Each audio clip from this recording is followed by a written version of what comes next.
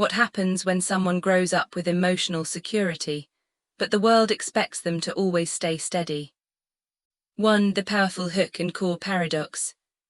Something fascinating happens when you grow up with emotional security.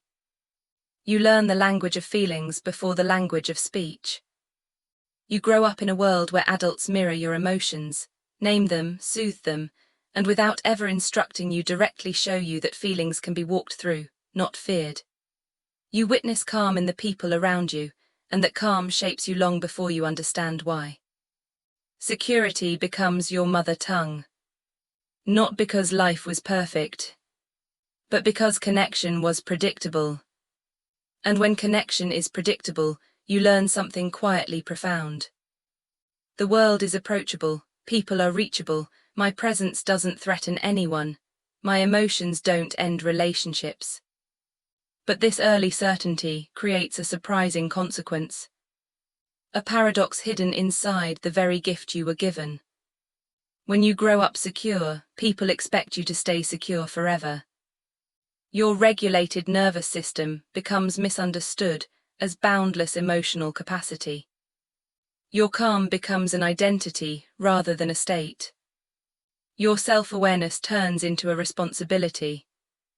Your groundedness becomes a silent expectation placed on you by others. And sometimes even by yourself. People lean on you without asking if you're available. They open up to you without wondering if you have the space. They trust you to be the calm one, the rational one, the emotionally literate one. And before long, another quiet truth forms within you. You become the stable one. The one who doesn't spiral. The one who holds emotional space. The one who listens, absorbs, understands. This role wasn't chosen. It emerged as the natural consequence of a regulated upbringing. And then the world reinforced it with praise.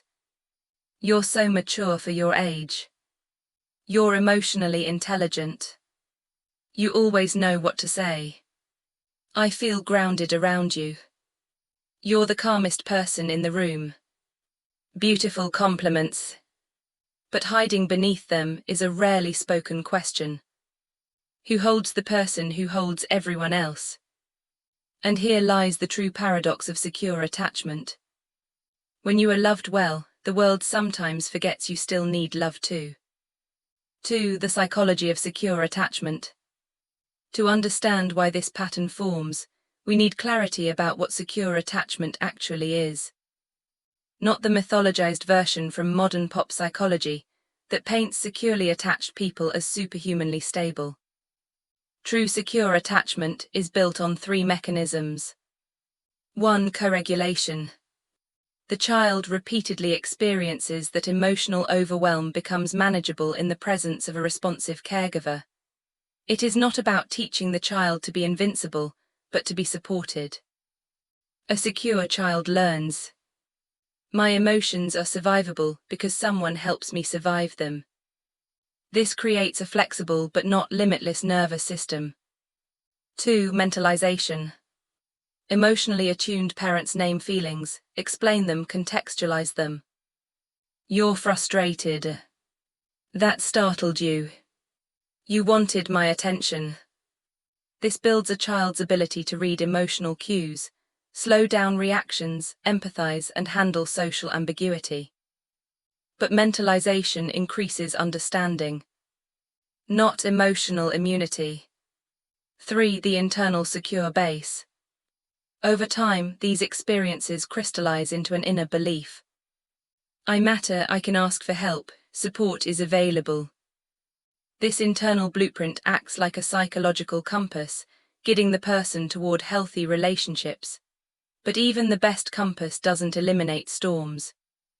It only helps you navigate them. Securely attached adults still feel exhaustion, stress, loneliness, emotional overload, and self-doubt. Secure attachment is not a shield. It is a foundation. 3. The emotional cost of being the stable one.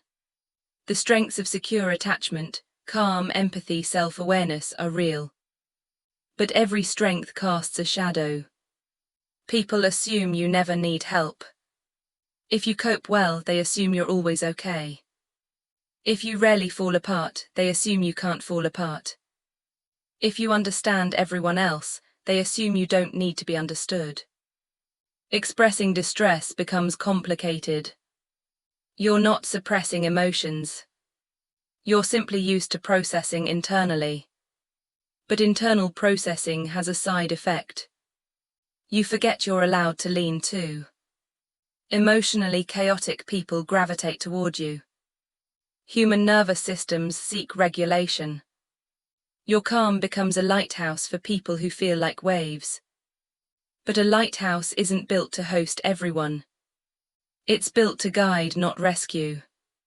You feel guilty taking emotional space. Because harmony matters to you. Not from fear of abandonment, but from fear of unbalancing the emotional ecosystem of the relationship. And so, without intending to, you begin to silence your needs. Not out of insecurity, but out of habit. For how this pattern shows up in adulthood. You become the emotional anchor. Not because you asked, but because you radiate stability. You downplay your own emotional needs. Not because they don't exist, but because you know how to self-regulate. Asking for help feels unfamiliar. You're capable, but capability can become isolation when people stop checking in.